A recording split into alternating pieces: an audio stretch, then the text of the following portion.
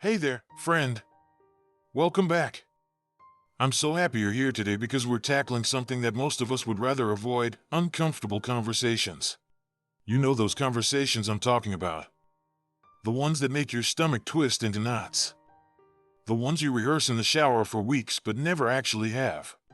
The ones where you'd rather walk on hot coals than open your mouth and say what needs to be said. Yeah, those conversations. Today, we're going to explore why they're so important, why we avoid them, and most importantly, how to have them in a way that brings you closer to people rather than pushing them away. So settle in, take a deep breath, and let's dive into this together. Think about this for a moment. How many times have you bitten your tongue when someone crossed a boundary? How many times have you said it's fine when it absolutely was not fine? How many times have you let resentment build up inside you because speaking up felt too risky, too confrontational, too uncomfortable? If you're nodding your head right now, you're not alone. We're living in a world where we're taught to be polite, to keep the peace, to not rock the boat. But here's what nobody tells you: those unspoken words, those swallowed feelings, they don't just disappear. They accumulate. They fester. And eventually, they either explode or they slowly poison your relationships from the inside out. The uncomfortable truth about uncomfortable conversations is this: avoiding them doesn't protect your relationships. It slowly destroys them. Every time you choose silence over honesty, you're choosing distance over connection. You're choosing a surface-level peace over genuine intimacy. And I get it, I really do. Having these conversations feels terrifying because there's so much at stake. But what if I told you that on the other side of that discomfort is something most of us desperately crave? Trust. Authenticity. Real connection. The kind of relationships where you can be fully yourself without pretending, without performing, without hiding. Let me introduce you to Jasmine. Jasmine had a best friend, Keisha, who she'd known since college. They were inseparable, or so it seemed. But over the past year, Jasmine had noticed a pattern. Keisha would cancel plans at the last minute, often with vague excuses. She'd show up late when they did meet, scrolling through her phone while Jasmine talked. When Jasmine shared her struggles, Keisha would somehow shift the conversation back to herself within minutes. Jasmine felt unseen, unheard, undervalued. But every time she thought about bringing it up, a voice in her head would say, "Don't be dramatic. Don't be needy. Just let it go." So Jasmine did what so many of us do. She adjusted. She lowered her expectations. She told herself that this was just how friendships evolved over time. But inside, she was hurt. She was angry. She felt like she was pouring into a friendship that wasn't being reciprocated. And with each canceled plan, with each half-listened conversation, a little piece of their friendship died. Not with a bang, but with a slow, silent erosion of trust and connection. Imagine a garden. In this garden, there's a beautiful tree. This tree represents your relationship. Now, imagine that there's a tiny crack in one of the branches. It's small, barely noticeable. You could address it, wrap it up, help it heal. Or you could ignore it, hope it fixes itself, tell yourself it's not that bad. But here's what happens when you ignore it: that crack gets bigger. Weather gets in. Insects make homes in it. The branch weakens. And one day, during a storm that the tree should have been able to weather, that branch breaks off completely. The uncomfortable conversation is the moment you notice the crack. Having it is wrapping up the branch. Avoiding it is watching the branch slowly die. So why don't we have these conversations? Why do we avoid them like the plague? I've identified several reasons that show up again and again, and I bet you'll recognize yourself in at least one of them. Fear number one: we're afraid of conflict. Most of us weren't taught how to have healthy conflict. We saw conflict that was explosive, hurtful, or damaging. So we learned that conflict equals danger. But here's the truth: conflict isn't the enemy. Unhealthy conflict is. There's a massive difference between attacking someone and expressing how their actions affected you. Fear number two: we're afraid of losing the relationship. This is the big one. We think, if I speak up, they'll leave. They'll get angry. They'll reject me.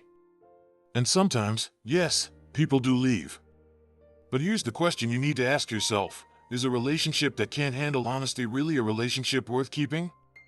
Are you willing to sacrifice your authenticity to maintain a connection that requires you to be silent about your needs? Fear number 3. We're afraid we're being too sensitive. We gaslight ourselves. We minimize our own feelings. We tell ourselves we're overreacting, that we're being dramatic, that we should just get over it. But your feelings are valid, even if someone else wouldn't feel the same way in your situation. Your experience is real, and it deserves to be acknowledged. Fear number 4. We don't know how to start. Sometimes it's not that we don't want to have the conversation. We literally don't know how to begin. What words do we use? What if we say it wrong? What if we make things worse? Alright, so how do we overcome these fears and have the conversations that need to happen? Let me share 6 strategies that have completely transformed how I approach difficult conversations. Strategy 1. Check your intention. Before you open your mouth, get clear on why you're having this conversation. Are you speaking up to be heard and understood, or are you speaking up to hurt someone because you're hurting? Are you trying to repair the relationship, or are you trying to win an argument? Your intention matters because it shapes how you show up in the conversation.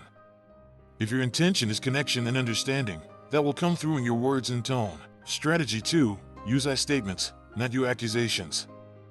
This is relationship 101, but it's powerful. Instead of saying you always cancel on me, try I feel hurt and undervalued when our plans get canceled repeatedly. See the difference? The first puts someone on the defensive. The second expresses your experience without attacking their character. You're speaking your truth without making the other person into a villain. Strategy 3. Pick your timing and setting. Don't ambush people with heavy conversations. Don't bring up something serious when they're stressed, tired, or distracted.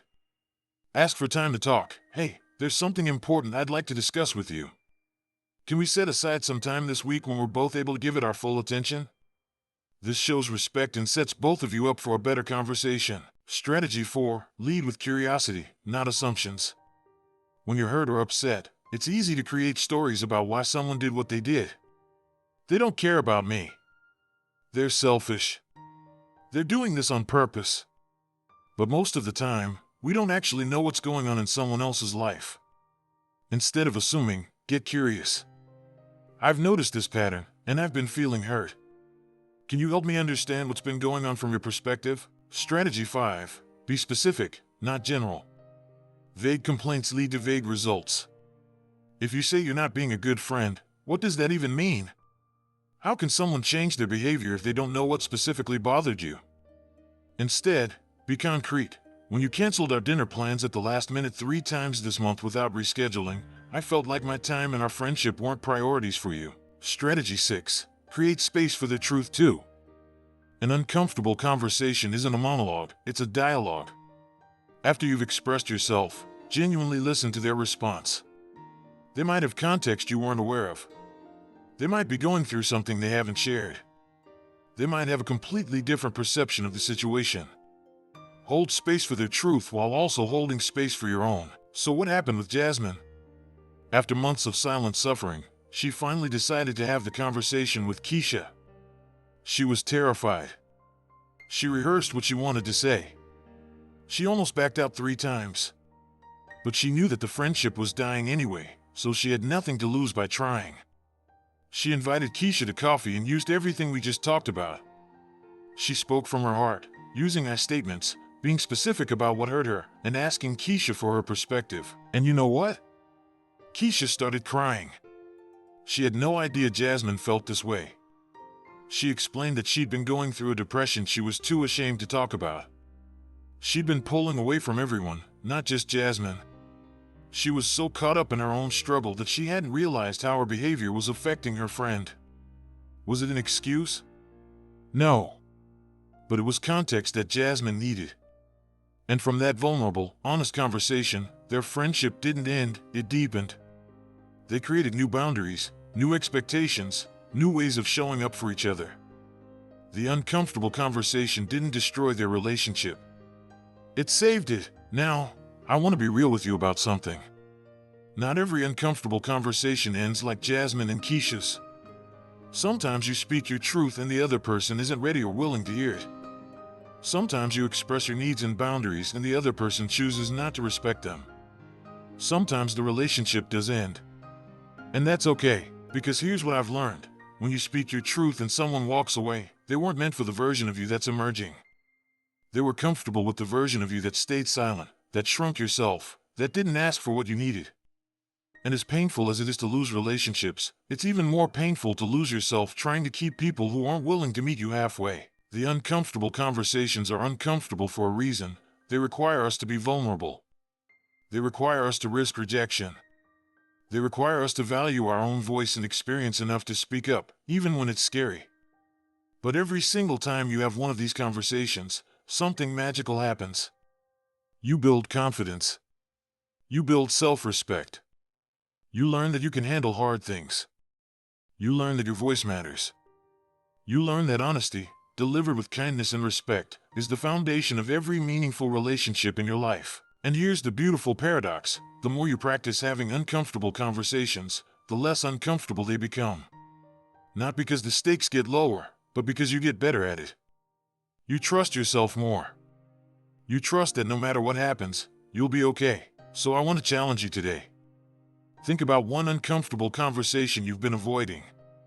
Maybe it's with your partner, your parent, your friend, your coworker. Maybe it's about a boundary that's been crossed, a need that's not being met, a pattern that's hurting you. What would it look like to have that conversation? Not from a place of anger or blame, but from a place of honesty and hope? What could change if you found the courage to speak your truth? You don't have to have that conversation today. You don't even have to have it this week. But I want you to stop telling yourself that silence is safer than speaking up. Stop convincing yourself that your needs don't matter or that your feelings are too much. Start recognizing that uncomfortable conversations are acts of love for yourself and love for the relationship, because you're refusing to let it die a slow death of silence and resentment. My friend, you have a voice. You have a truth. You have needs and boundaries and feelings that matter.